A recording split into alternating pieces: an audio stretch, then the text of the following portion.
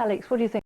Not want to set your alarm for 4 o'clock in the morning. It is a little bit early after all, and we will, I'm afraid, have a very similar problem tonight as last night. We are going to see that fog returning, particularly in eastern areas. Out to the west, there's likely to be too much cloud. It has given us one or two headaches this morning, the fog. Elsewhere in Europe, a different kind of problem with the rain. In fact, through Switzerland, we've had quite nasty flooding conditions. Over the weekend, almost half a metre of rainfall recorded here. If you look at the satellite picture, you can see not just through Switzerland, but that rain been falling through Algeria, Tunisia as well, bombarding much of Italy and the southeastern corner of France. Some good news, at least all that cloud is providing quite a good snow base for the Alps. Further down to the southeast in the Mediterranean, well, it's sunshine here. That's the place to be through the Greek islands. Temperatures 21 or 22 Celsius. Back home, we're going to manage 11 or 12. That's what we've got at the moment out to the southwest. Further east, that's where we've had the fog. That's where temperatures are really struggling. You can see still quite a bit of fog through the East Midlands, Lincolnshire and northern parts of East Anglia as well. Still one or two patches further south. To the north,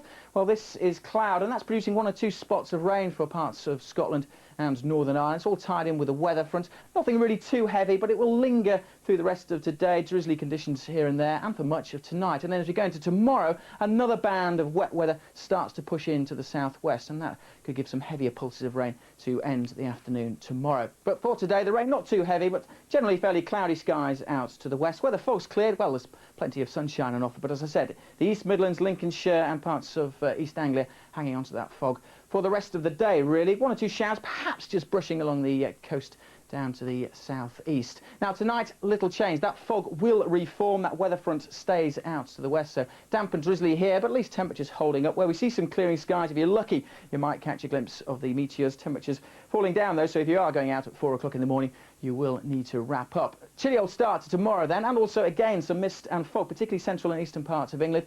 Eastern counties of England and Scotland seeing one or two showers. Out to the west, cloudy with outbreaks of rain. It's turning very wet and windy down to the southwest by the end of the day. That's all tied in with this weather front, which is going to turn things wet and windy for all of us through the middle of the week, and it's followed behind by another batch of wet and windy weather. So things turning pretty unsettled all in all, and that rain could give us one or two further problems. The ground is already saturated across southwest England and South Wales with a further inch of or more of rain. That could give us some flooding problems. And accompanying that wet weather, also some strong winds. Those winds really picking up through tonight out to the west and then getting strong with gales in many areas on Wednesday and Thursday. So there's Wednesday's chart. One area of rain sweeping northwards, followed behind by another one on Thursday. Anna.